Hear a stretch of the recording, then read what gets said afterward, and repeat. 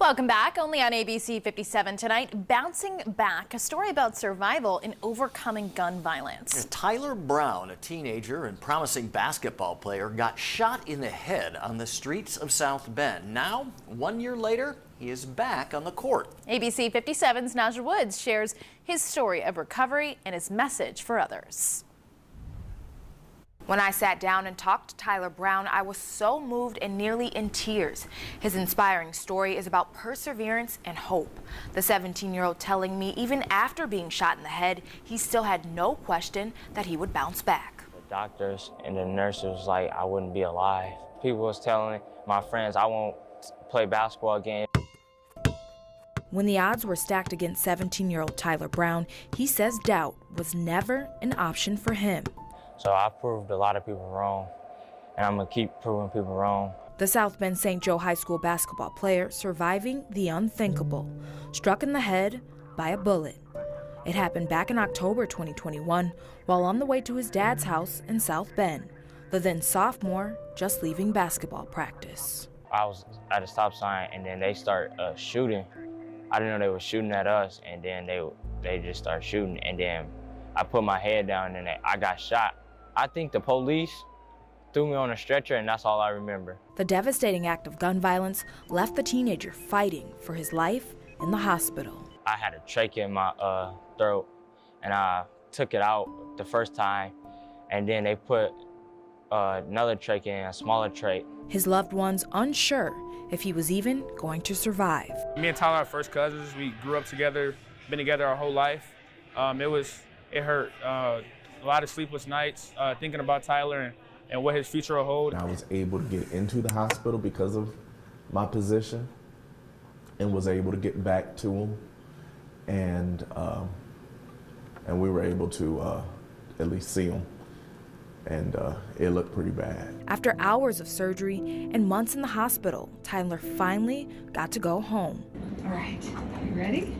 Still continuing down the road to recovery, Tyler had to relearn basic tasks all over again. Don't let it flop, remember, control. I had to relearn how to say mom again. That was just like tough. I had to relearn how to walk. So my godmom and a nurse had to lift me up, lift my legs up to walk with me. And then I had to, what is it called? A roller? Not a roller, a walker. And I had to walk on there for like 2 weeks. And then I started with a cane. Always with the goal of one day hitting the court again. This journey anything but easy. The nurses kept telling me, you're not walking right. And I was frustrated, and it got me frustrated. And through this process, I get frustrated easy. But Tyler says it was his family and his faith that helped push him to recover. Did you think that you would be here on this court ever again? Yeah. You sound confident. Why'd you know? Because God is just, I believe in God. If he could do it, I could do it, you know? Nearly a year after being shot, Tyler was finally able to put his game day jersey back on. I felt nervous. I was kind of scared, but the first game I was scared, but then the second game, I was like, I'm gonna go score. I'm gonna attack to the rim. I got a foul, and I shot 2 free throws, and I made them. What a special moment. And thinking of the guys, how excited they were for him, and seeing his little smile as he hit that shot, that's a moment I won't ever forget as a coach.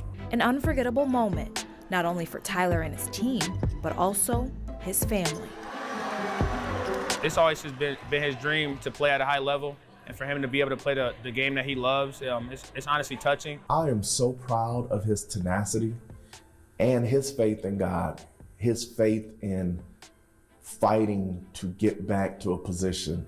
Tyler's journey especially hitting home for his uncle Kenneth Lee, a community advocate against gun violence and a pastor at the church that sits just feet away from Elwood and Johnson Streets, where his nephew was shot. We do a lot of things to help lift our community up.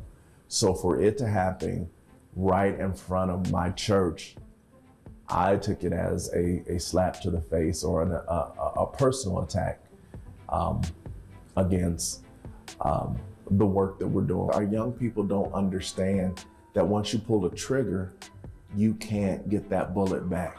And so while it looks sexy and good on television, in reality, it really affects more than just the person shot. The teen now joining his uncle to share his own experience and a message about gun violence. Just stop doing it. It's just, you're not gonna get nowhere. But in jail or in the grave, it's just like, it's no good outcome. Now, Tyler tells me he wouldn't have been here without the support of his family, his team, and St. Joe High School. He says he's looking forward to playing basketball as a senior next year, then going off to college and sharing his story through public speaking. In studio, Nadja Woods, ABC 57 News.